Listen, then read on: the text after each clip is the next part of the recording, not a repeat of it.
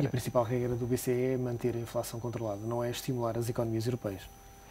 O problema de Portugal também é um problema que é um pouco, já começa a descolar do resto da Europa.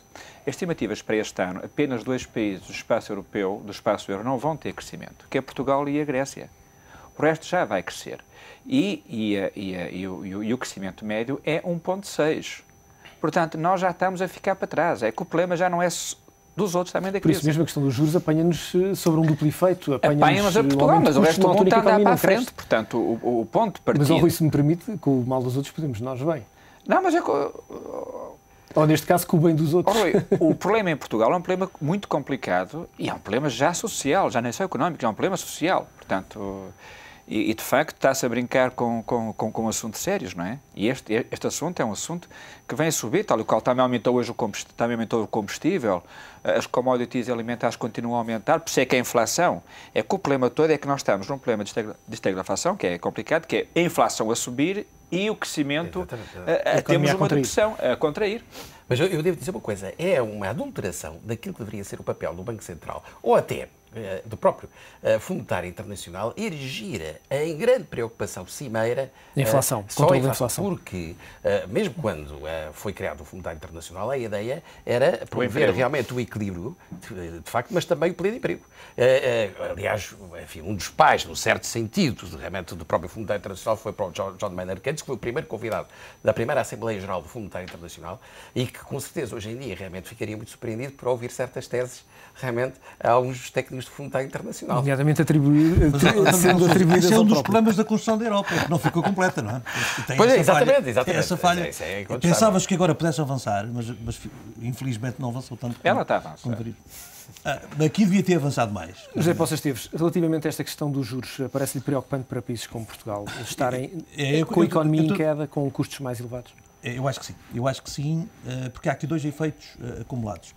A nível de curto prazo, os agentes económicos já sabiam que isto ia acontecer, porque o Sr. Trichet avisou, e, portanto, eu diria que durante o ano de 2011 os agentes económicos já fizeram o desconto e, portanto, já... Aliás, até pensam que vai um bocadinho mais longe. Então, a maioria dos agentes económicos pensa que a taxa no final do ano de 2011 será... O António e o Rui poderão saber melhor que eu, mas será para aí 1,5%. É isso que, pelo menos, que são expectativas dos agentes económicos. Portanto, já atuaram dentro dessa consideração. E, portanto, a parte desse efeito já cá está, que é um efeito negativo, claramente.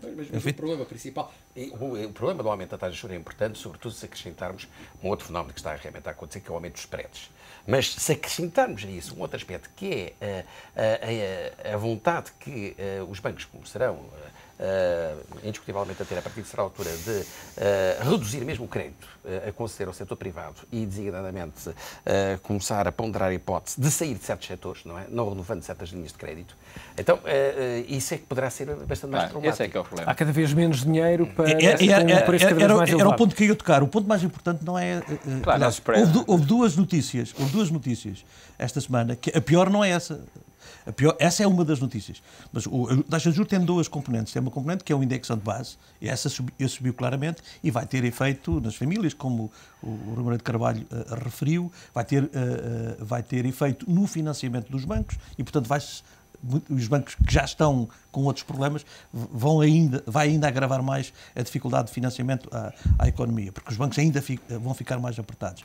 Mas a outra notícia é a outra parte da taxa de juros, que são os spreads, como quer o António, quer o Rui estava a dizer, são os spreads. E aí os spreads dos mercados são fixados pelas notações de rating. E essas baixaram, e o ponto importante aqui, e isto é preciso que seja bem marcado, nós estamos no limite inferior daquilo que é considerado nível de investimento. Portanto, estamos no limite, descemos um nível, e todas as empresas, as três empresas de rating têm um outlook negativo, portanto, uma tendência negativa. E nós estamos e alguns bancos já passaram. O que é que isto significa? É importante que isto seja dito. Quando chega a este nível onde nós estamos agora, significa que estamos no último, agora usando a linguagem futebolística, no último lugar da primeira divisão. Quando passarmos para a segunda divisão, muda completamente o jogo.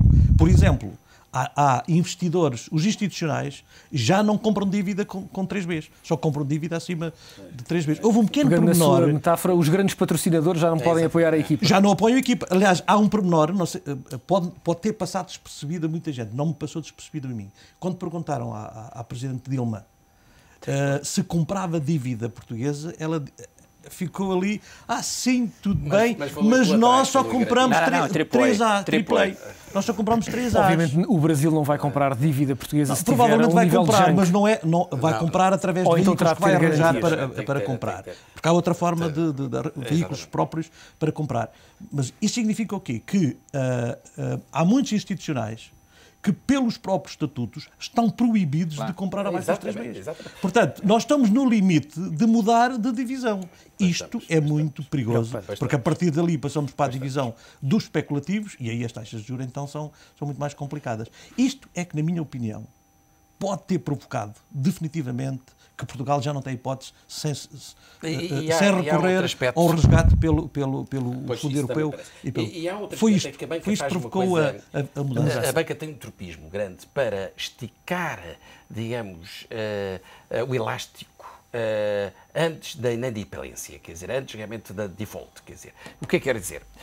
Como o prémio de risco vai aumentando, porque realmente há risco de default, vai realmente aumentando os spreads, até aquilo que pensa que é aguentável pelo interlocutor. Isso acaba por potenciar ainda mais o próprio tentando antecipar default. Eventuais rendimentos, não é?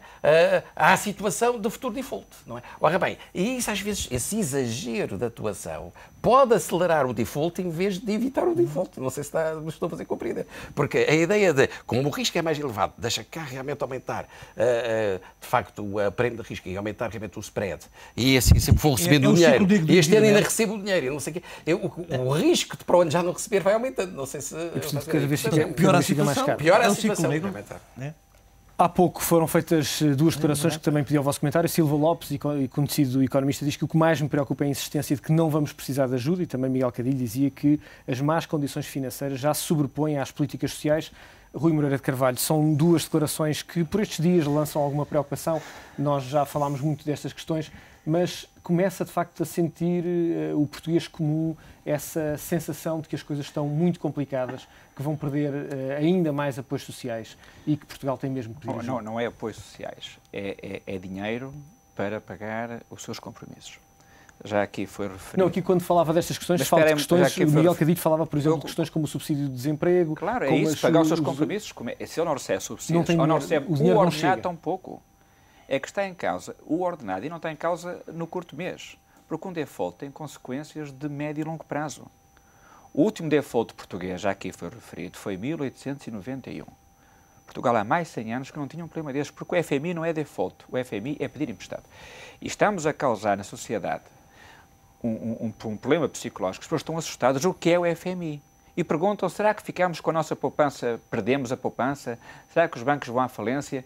Isto é um mau papel que está-se a fazer à economia portuguesa, ao futuro dos nossos filhos, que é criar disto, demonizar, digamos, a questão toda. Mas então, sendo pragmático e pedagógico, o que é que os portugueses podem esperar se o FMI entrar em Portugal novamente? Os portugueses podem esperar, a primeira questão, que vão ter regras muito diferentes, nomeadamente do sistema financeiro.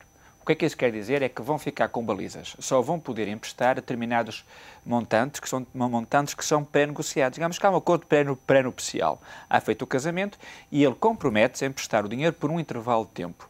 E, naturalmente, tem que garantir também o retorno desse investimento, desse empréstimo. Como é que faz? Obriga a reestruturação da nossa despesa e do futuro. Do futuro em termos de dívida e em termos de emissões de dívida. Isto é complicado mais para uns do que para outros. Quem está mais ligado à economia real vai ter mais dificuldades, porque, de facto, a economia vai ter uma fase de redução para depois poder, eventualmente, crescer. Quando digo eventualmente, essa fase for bem conseguida. Mas, só para concluir esta parte, que é esta. Nós estamos a ser spreads, mas não estamos a discutir a dificuldade das empresas que têm, hoje, em conseguir qualquer tipo de investimento.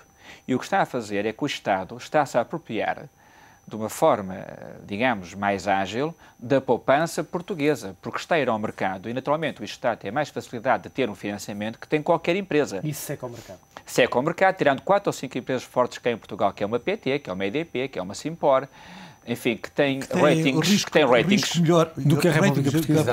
Mas essa é a área que o Zé Poças esteve dentro da cartas, porque de facto em Portugal deve ser o melhor especialista, a vossa agência de rating, é que está a secar a economia real.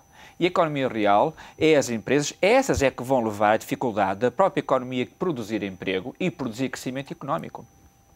Não, isso é verdade, isso é incontestável. Agora, quando se fala do Fundo Monetário Internacional, diabolizar o Fundo Monetário Internacional foi um erro que alguns responsáveis cometeram, do meu ponto de vista. Agora, não me parece que seja factível ou fazível recorrer diretamente ao Fundo Monetário Internacional sem fazer intervir o FEF. Não é? Mas é o FEF que está em causa. É o FEF que está em causa, não é o Fundo Monetário Internacional. A ideia de pedir um empréstimo diretamente. Esteve dentro.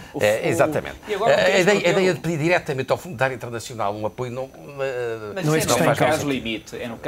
É possível, mas não é conveniente. É ridículo que é o governo a fazer as fases governar. Eu tive aqui uma nota, que terei aqui 10 etapas, de facto uma cronologia, não tive o cuidado de enviar-vos, mas anotei. E aqui aparecem 10 pontos.